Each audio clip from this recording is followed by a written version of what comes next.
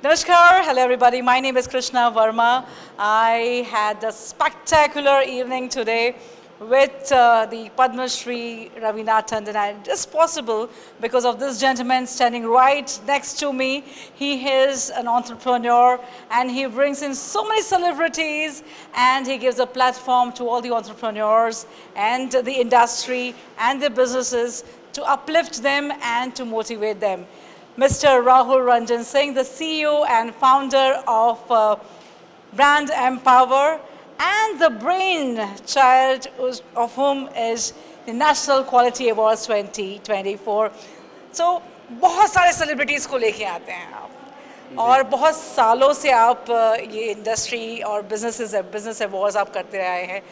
तो क्या हमेशा आप क्या अलग सोच है, क्या आप अलग करना चाहते हैं कि आज का भी जो इवेंट था नेशनल क्वालिटी अवार्ड्स 2024 जहाँ पे पद्म श्री रवीना टंडन जी आई थी, तो क्या हमेशा आप अलग सोच रख के कुछ अलग करना चाहते हैं आप? First of all, thank you for such an exciting introduction.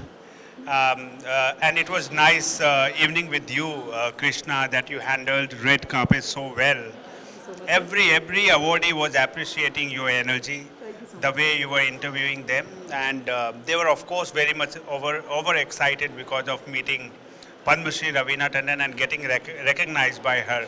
So of course this platform we have created National Quality Awards to recognize companies, businesses, entrepreneurs, professionals, organizations, content creators, influencers, YouTubers, even actors attend our shows to recognize them for their creativity, innovation and commitment to quality.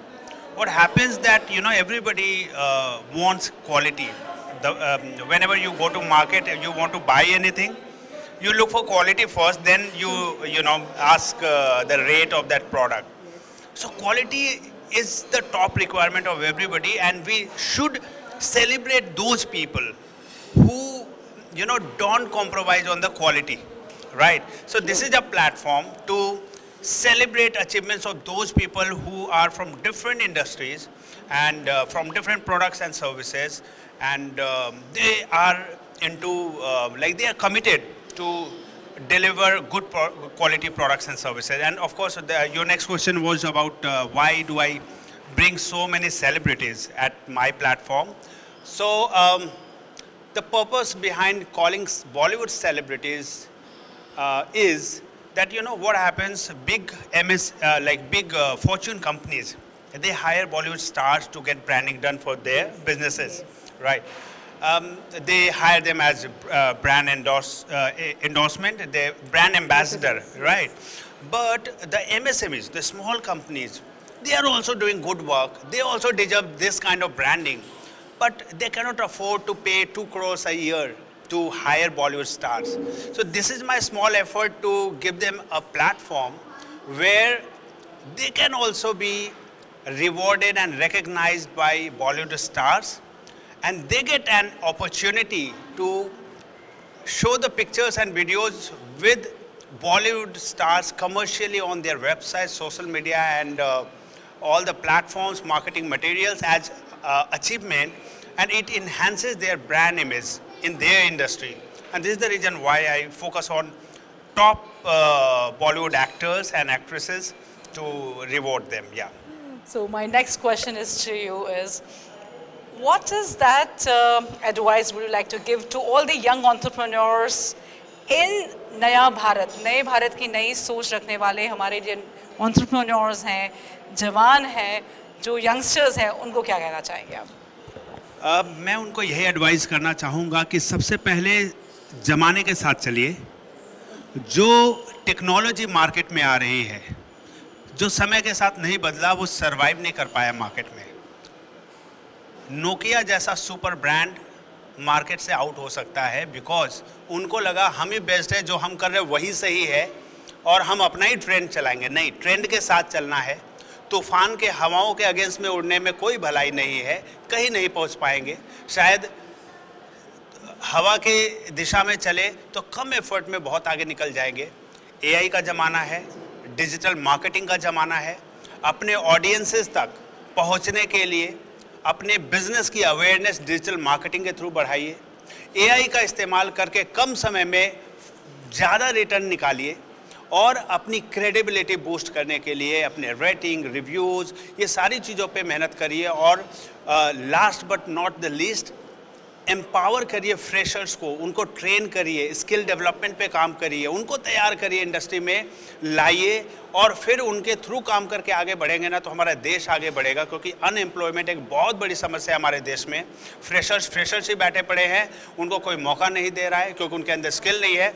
मैं brand empower और वेबपल्स में इस बात को follow करता हूँ। Actually हम freshers को, बीटेक ग्रेजुएट्स हैं जिनको कोई जॉब नहीं दे रहा है, उनको हम लेते हैं 6 मंथ्स की ट्रेनिंग में, ट्रेन करते हैं, तैयार करते हैं, स्टाइपेंड देते हैं, फिर उनको जॉब देते हैं और वो जितने मन से काम करते हैं क्योंकि उनमें काम करने की भूख है, उन्हें कोई काम दे नहीं रहा।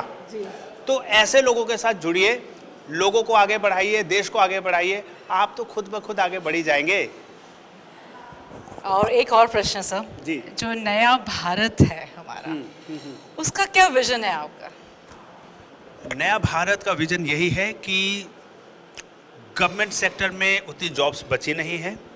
लाखों नौजवान, करोड़ों नौजवान गवर्नमेंट जॉब्स के लिए प्रिपरेशन करते हैं, 5-6 साल बिताते हैं प्रिपरेशन करते हुए, फिर जॉबलेस रह जाते हैं क्योंकि सबको तो जॉब नहीं मिलने वाली ना।